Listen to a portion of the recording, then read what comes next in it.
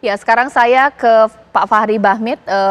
Kita tahu bahwa Bawaslu memang sudah membantah tidak ada unsur pelanggaran dari bagi-bagi bansos yang dilakukan oleh Presiden Jokowi. Tapi justru semakin banyak ini bukti-bukti yang diajukan dari 01 dan juga 03. Mulai dari besarnya anggaran, bahkan juga waktu pendistribusian, tidak ada alasan El Nino. Pak Fahri Bahmid boleh jawab. Iya, alat bukti beracara di Mahkamah Konstitusi itu punya kaidah. Makanya dalam hukum acara di Mahkamah Konstitusi, baik diatur dalam undang-undang maupun peraturan Mahkamah Konstitusi, bahwa pada hakikatnya bukti itu harus dapat dipertanggungjawabkan sumber perolehannya. Jadi alat bukti itu nggak bisa semua orang berpendapat di jalanan, kemudian berbagai macam-macam orang menyampaikan analisis, pendapat dan seterusnya, terus dijustifikasi sebagai alat bukti. Makanya dalam konstruksi hukum pemilu itu kan, dalam kerangka hukum pemilu kita kan jelas lembaga-lembaga yang memang secara hukum diberikan kewenangan secara otoritatif. Nah, mereka-mereka itulah terlepas bahwa memang ada katakanlah ada pengelolaan kewenangan yang dinilai atau adanya satu sanksi terhadap penggunaan kewenangan itu juga ada jalannya, itu juga ada penyelesaiannya. Tapi bahwa apa yang dikatakan oleh Bawaslu, yaitu otoritatif. Ya, tadi semalam kami sidang di sana dan semua alat bukti dan segala macam, semua keterangan yang disampaikan oleh Bawaslu memang semuanya clear. Bahwa bukan berarti mereka tidak pernah menindaklanjuti setiap laporan dari masyarakat. Mereka menindaklanjuti. Misalnya, laporan masyarakat itu terindikasi adanya ASN yang tidak netral. Mereka menindaklanjuti, menelaah laporan itu dan menindaklanjuti kepada lembaga yang berwenang, misalnya ke KSN ataupun mungkin atasan langsung dari pejabat itu. Itu ditindaklanjuti. Kemudian tidak sedikit juga yang dihentikan dengan alasan tidak memenuhi syarat formil maupun material. Kalau yang seperti itu kira-kira siapa yang mau disalahkan coba? Kalau misalnya laporan yang tidak konform seperti itu, terus kita mau salahkan bahwa Bawaslu itu nggak mampu menjalankan kewenangannya. Ataukah mungkin laporannya itu yang tidak konform? Itu yang pertama. Yang kedua, tidak sedikit yang disampaikan oleh Bawaslu bahwa yang melaporkannya itu pada hakikatnya bukan pasangan calon. Baik 01 maupun 03, tidak pernah mereka itu melaporkan sesuatu. Yang melaporkan itu justru masyarakat gitu. Oke. Jadi kadang-kadang itu ada aspek legal standing, ada aspek standing secara hukum yang bermasalah gitu. Jadi bukan pasangan calon atau tim kampanye atau orang-orang yang diberikan surat kuasa khusus untuk melaporkan hal seperti itu, tapi masyarakat, mungkin pemerhati pemilu atau apalah gitu. Nah, itu soal-soal yang sebenarnya kami ingin katakan bahwa terkadang kita itu tidak siap. Tidak siap dalam artian berkontestasi secara fair dengan mempergunakan seluruh alat hukum yang tersedia untuk mendayagunakan seluruh lembaga-lembaga yang berwenang yang mengawasinya. Tetapi ketika telah kalah atau telah dinyatakan bahwa hasil suara tidak sesuai dengan ekspektasi, baru kadang-kadang berpikir untuk mencari alat bukti. Kadang-kadang susahnya seperti itu. Baik. Itu Mbak. Oke, ditahan dulu Pak Fahri. Sekarang saya ke Mbak Titi untuk menengahi. Jadi bagaimana kita memposisikan permasalahan bagi-bagi bansos di Serang Banten dilakukan oleh Presiden Jokowi? Ketika Bawaslu sudah membantah, tapi apakah ini termasuk sebagai pelanggaran, Mbak Titi? Iya, bantahan Bawaslu itu setidaknya pasti akan dikonfirmasi oleh Mahkamah Konstitusi ya, oleh majelis. Karena akan ada proses pembuktian. Di dalam beberapa pembelajaran pilkada Mbak Caca, itu terjadi Mahkamah menemukan ternyata institusi formal dan termasuk juga penyelenggara tidak bekerja secara efektif sesuai dengan fungsi yang diberikan oleh undang-undang. Dan ternyata ditemukan banyak kerap kali dalil-dalil yang bersifat formal itu menjadi alasan untuk menghentikan sebuah perkara tanpa kemudian melihat adanya substansi kompetisi yang jurdil itu apakah terdampak atau tidak begitu ya. Misalnya saja di Pilkada Konawe Selatan itu kemudian diputuskan oleh Mahkamah Konstitusi harus dilakukan pemungutan suara ulang. Hal yang menyebabkan itu salah satunya disfungsi dari otoritas di dalam menjalankan fungsi dan kewenangannya. Nah, ini yang akan dikonfirmasi. Jadi selain itu kan apa yang disampaikan oleh pemohon itu ada beberapa perkara. Nah, tadi kalau kita dengar dari penyampaian Pak Rahmat Bagja, ada yang memang dinyatakan tidak memenuhi syarat formil. Berarti kalau formil itu diperiksa material pun belum begitu ya. Ada yang disebut bukan pelanggaran pemilu. Nah, apakah bukan pelanggaran pemilu artinya bukan pelanggaran sama sekali, tetapi ada dimensi yang tidak menjadi cakupan undang-undang pemilu. Nah, nanti para pihak ini, baik pemohon, termohon, dan juga nanti hakim ya, majelis hakim akan menilai itu gitu. Jadi saya kira soal bansos ini kita komparasi lah. Kalau sebagai orang yang melakukan studi kepemiluan, persoalan bansos itu bukan hanya persoalan Indonesia. Dan kalau kita lihat misalnya pernyataan Kementerian Dalam Negeri, pernyataan KPK yang menghimbau agar jelang pilkada tidak dilakukan bagi-bagi bansos. Artinya memang ada aspek-aspek politis di balik bansos itu. Ya. Nah, tinggal nanti persidangan ini menghubungkan apakah kemudian memang ada aspek pragmatis itu di dalam proses pembagian bansos di penyelenggaraan pemilu 2024. Iya, sekarang saya ke Pak Zainuddin lagi. Boleh Pak Magdir dulu, Pak Magdir dulu ya. Pak Magdir boleh tanggapi. Supaya lebih jelas. Begini, saya cuma nambahin Ibu Titi aja, Mbak Titi aja ya. Ini misalnya satu pernyataan dari Zulkifli Hasan di Kendal, tanggal 26 Desember 2023. Dia bilang begini, yang kasih bansos sama BLT siapa? Itu pertanyaannya dia. Kemudian, yang suka sama Jokowi, angkat tangan. Kemudian, selanjutnya dia katakan, Pak Jokowi itu PAN. PAN itu Pak Jokowi, makanya kita dukung Gibran. Cocok?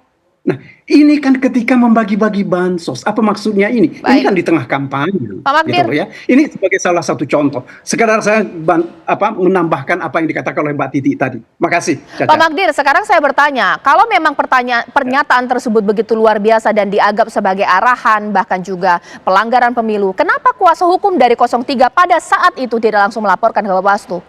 Ada yang melapor, Mbak Caca, tetapi itu tadi seperti itu, laporannya itu tidak ada yang diterima oleh Bawaslu. Kami punya banyak sekali laporan. Bahkan dalam satu pertemuan dengan pimpinan Bawaslu, apa yang saya sampaikan, apa sikap Bawaslu terhadap iklan kampanye, ya, bahwa Presiden Joko Widodo adalah PSI, ya, partai PSI adalah partainya Presiden Joko Widodo. Nggak ada jawaban. Apa sikap mereka? Oke. Ini kita berhadapan-hadapan gitu loh ya. Baik. Jadi saya terus terang, saya suka mengurut dada terhadap teman-teman yang hanya mencoba melihat seolah-olah nggak ada masalah apa-apa di negeri ini. Ya. Oke. Baik. Sekarang saya ke Pak Itu Zainuddin. satu. Kemudian yang kedua. Oke, dilanjutkan Ya. singkat. Baik, sekarang saya ke Pak Silakan, Zainuddin Pak ya Pak ya. Zainuddin. Iya, Pak Zainuddin sama Silakan, tidak silakan, bahwa Pak Zainuddin. membantah apa yang dikatakan oleh Pak Fahri Bahmit, bukan tidak ada tim dari 01 yang melaporkan mengenai dugaan pelanggaran bagi-bagi bansos, atau jangan-jangan memang tidak ada? Ya, kita bisa memahami bagaimana posisi Bawaslu, demikian juga KPU. Karena untuk mendudukan dia itu sebagai Bawaslu, apakah ketua ataupun komisioner, itu melalui panitia seleksi, pansel. Ada 2 orang pansel, unsur pansel yang datang dari istana. Artinya, ini bukan sembarang orang.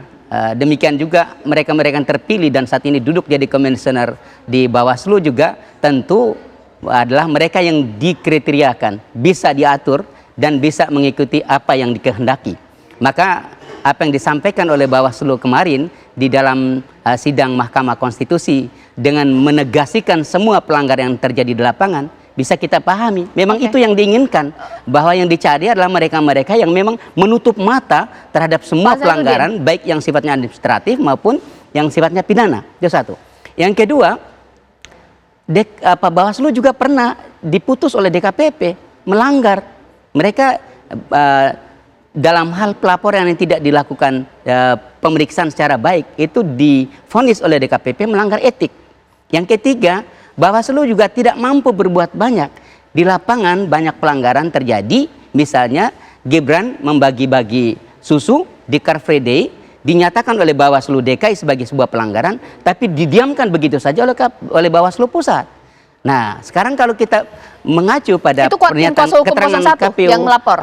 Iya. Kami ada puluhan laporan ke Bawaslu dan semua laporan itu ada yang didiamkan begitu saja tanpa ada proses pemeriksaan sama sekali. Oke, Pak Fahri langsung dijawab. Salah dong kalau misalnya Pak Fahri mengatakan bahwa tidak ada laporan dari kuasa hukum 01 dan 03. Pak Magdir membantah, Pak Zainuddin membantah. Iya. Kalau saya kan merefer dari apa yang disampaikan oleh Bawaslu semalam ya. Karena saya ikuti persidangan sampai dengan selesai ya. Lalu yang kedua saya mengambil contoh misalnya untuk status putusan 90. Kemudian setelah itu diterima. Ya kan dalil dari pemohon 01 03 kan seperti itu. Seolah-olah itu ada masalah besar, itu adalah masalah konstitusional dan seterusnya.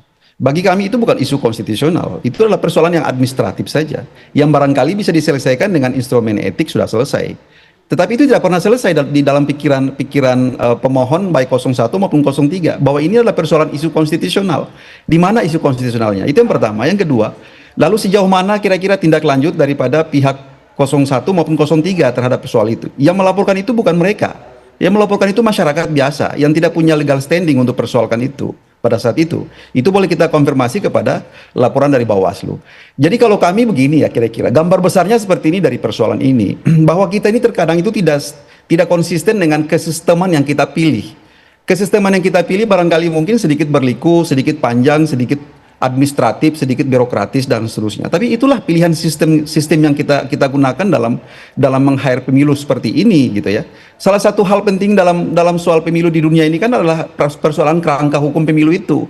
Nah, kebetulan yang kita pilih ini kita kerangkakan pemilu kita ini dengan sistem yang demikian itu. Tapi terkadang kita itu tidak sabar untuk menyelesaikan persoalan-persoalan seperti itu. Yang pada umumnya terjadi hari ini adalah kalau sampai post factumnya dari seluruh rangkaian proses ini sudah selesai, kelihatan hasilnya baru kadang-kadang orang berpikir tentang masalah.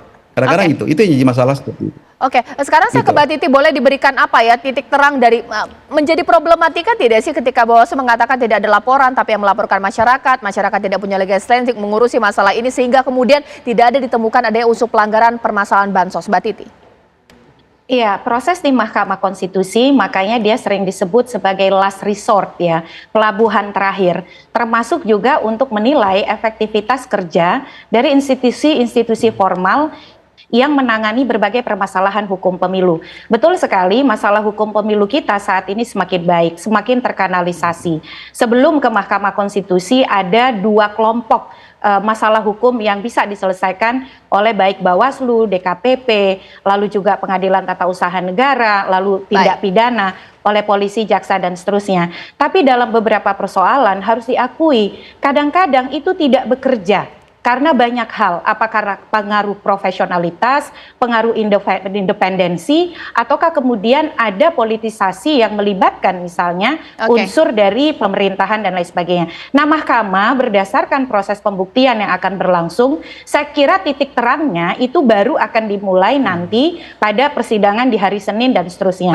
Kalau sekarang ini kan narasi teks yang dibangun oleh pemohon, termohon, pihak terkait, dan Bawaslu untuk merespon permasalahan yang dibawa ke Mahkamah Konstitusi. Nah, secara tekstual dia akan lebih konkret nanti ketika proses pembuktian berlangsung. Oke, ditahan dulu Mbak Titi. Mohon maaf, tapi ini pertanyaan saya adalah menggunakan logika berpikir masyarakat yang sangat sederhana. Saya pernah membaca komentar di laman Instagram saya ketika permasalahan mengenai bansos ini menyeruak. Saya tanyakan dulu kepada Pak Magdir, tidak ada hubungannya bansos dibagikan dengan memilih di kotak suara. Karena bayangkan Pak Magdir, caleg saja ya yang sudah kasih uang luar biasa di TPS, mereka memilih sesuai dengan hati nurani mereka. Bagaimana kemudian membuktikan bahwa bansos diberikan membuat masyarakat sudah pasti akan memilih dari 02, Pak Magdir? Kalau saya balik pertanyaannya Caca begini, apakah tidak bisa dibuktikan bahwa orang itu memang dia tidak memilih? Kan sama saja kan? Ya. Tetapi beginilah, saya kira kita melihat persoalan ini, mari kita lihat dengan nurani yang bersih gitu loh ya. Dalam arti bahwa begitu juga pikiran kita harus dengan pikiran yang berjernih gitu loh. Saya kebetulan ya agak berbeda dengan kawan-kawan seperti kawan-kawan yang bela 02 gitu ya. Seperti dikatakan oleh Bung Fahri tadi. Ini terhadap putusan MK saja, Pak Yusril mengatakan bahwa itu ada penyelundupan hukum. Putusan 90 ya. Akan tetapi apakah betul ini bahwa itu ada penyelundupan hukum? Kan tidak pernah ada penjelasan lebih lanjut. Nah, ini mungkin akan dilihat bahwa itu kan dulu paradigma sesudah ada putusan, ya. Tetapi apakah paradigma orang begitu mudah berubah? Ya, saya kira ini sesuatu yang mesti kita persoalkan secara baik. Mari kita renungkan, ya, secara baik. Sebab bagaimanapun juga pemilu kita kali ini, ya, akan kita biarkan terus seperti ini, atau kita akan hentikan kejanggalan-kejanggalan dalam pemilu ini. Sebab seperti kami sampaikan di dalam permohonan kami, yang kita tidak mau itu adalah timbul pikiran atau adagium yang akan mengatakan bahwa berbuat curanglah securang-curangnya, sehingga dengan hasil kecuranganmu itu akan ada selisih suara yang besar dan tidak akan pernah bisa dibantah. Ya. Karena kan bukan sesuatu yang sulit memang untuk apalagi untuk membantah hal-hal yang besar seperti itu. Nah, jadi sekali lagi mari kita coba lihat pemilu hari ini untuk kita ke depan.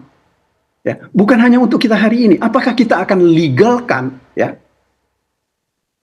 anak presiden setengah dipaksakan untuk menjadi cawapres? Kan ini kalau kami melihatnya itu kan dipaksakan melalui putusan MK 90. Kemudian juga diteruskan dengan tidak ditindaklanjutinya putusan DKPP. Bahkan dilanggar ketentuan-ketentuan tentang masa pendaftaran oleh pihak KPU, di mana mereka tidak mengubah peraturan. Nah, ini saja mungkin akan dilihat oleh teman-teman, misalnya Bung Fahri, ini kan soal administratif. Betul, ini soal administratif. Tetapi masalah administratif inilah yang membuat semuanya jadi kacau balau seperti ini. Baik. Ya, kalau masalah administratif ini kita anggap kecil, ya apalagi yang akan kita bisa harapkan. Sebab administratif inilah yang memastikan sesuatu itu boleh atau tidak boleh. Pak Zainuddin, silakan tambahkan. Ya, jadi kalau ada yang mengatakan tidak ada korelasinya antara bansos dengan keterpilihan, justru fakta membuktikan. Ada survei, sebuah lembaga survei di Indonesia yang menyebutkan 69% yang memilih Prabowo Gibran karena bansos. 69%. Angka yang sangat signifikan sekali. Lembaga survei di Indonesia ya. Saya tidak perlu sebut lembaganya. Itu yang pertama. Yang kedua, dalam permohonan kami menyandingkan. Ada daerah-daerah di mana Pak Prabowo dalam 2 pemilu sebelumnya, 2014 dan 2019, angkanya di bawah 10%. Misalnya kita sebutkan saja di Talaut di Sulawesi Utara, kemudian di Jawa Tengah, Jawa Timur, beberapa daerah yang memang tidak bisa ditembus oleh Pak Prabowo dan angkanya di bawah 10%. Tapi begitu 2024 disandingkan dengan Gibran dan ada bansos yang mengalir, setiap kunjungan Presiden Jokowi selalu diikutsertakan dengan bansos, disertai dengan bagi-bagi sembako. Disitulah kenaikan angka elektabilitas dan keterpilihan sampai 55 sampai dengan 60%. Ini sandingan kami dan kami masukkan dalam permohonan untuk membuktikan bahwa pengaruh bansos itu ada. Itu yang kedua. Yang ketiga, bansos ini apa berpengaruh atau tidak? Fakta membuktikan bahwa masyarakat pemilih mengatakan kami terpaksa harus menerima karena kondisi kehidupan yang susah, rakyat miskin, tidak cukup biaya tinggi, dan karenanya godaan untuk mendapatkan uang dan sembako di hari-hari terakhir pemilu adalah pilihan. Pak Fahri, silakan menanggapi. Ya, saya tambah. Yang pertama begini, saya nanggapi dulu pertama sebelum terlewatkan tentang persoalan pembentukan KPU pada saat itu. Ya, bayangkan saja sudah sekian tahun ya, persoalan seperti ini baru menyeruak di hadapan persidangan Mahkamah Konstitusi. Itu yang kami katakan bahwa kadang-kadang itu sulit untuk kita terima dengan nalar berpikir yang wajar, bahwa hal-hal seperti itu terkadang kenapa tidak disikapi pada saat itu kalau dianggap misalnya panitia seleksi, panitia yang melakukan rekrutmen terhadap komisioner KPU itu tidak independen atau dianggap itu partisan. Nah, itu soal satu. Jadi saya sudah bayangkan nantinya itu cara membuktikannya seperti apa ya. Ahli siapa kira-kira yang bisa menjelaskan korelasi antara rekrutmen KPU pada saat itu dengan pelanggaran-pelanggaran yang terjadi saat ini di tanggal 14 kemarin. Itu yang pertama. Jadi kami masih menunggu dan kami juga penasaran kira-kira ada ahli siapa yang bisa menjelaskan itu nantinya untuk kita uji kualitasnya. Itu yang pertama. Yang kedua mengenai bansos tadi yang disampaikan tadi. Kita juga ingin tahu nantinya persoalan misalnya di Talaut. Sekian tahun misalnya, sekian puluh tahun Pak Prabowo itu nggak pernah menang di tempat itu. Tapi bukan berarti hal yang haram untuk seorang kepala negara, seorang Prabowo bisa menang di tempat itu. Saya kira teori politik ataupun kajian ilmu politik pun pasti bisa menjelaskan itu.